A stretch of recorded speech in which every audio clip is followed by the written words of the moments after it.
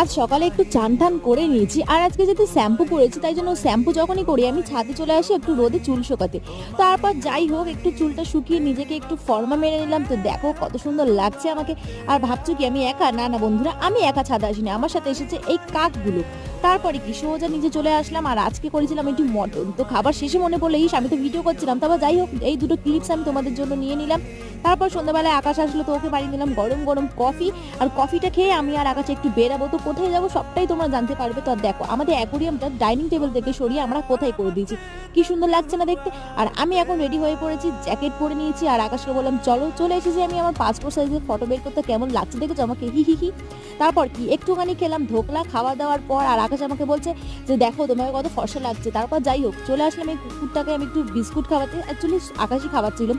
তারপর রাতে ডিনারে এই একই মেনু দিয়ে শেষ করলাম। তো আজকে ভিডিওটা এখানেই দেখা হচ্ছে পরের ভিডিওতে, বাই।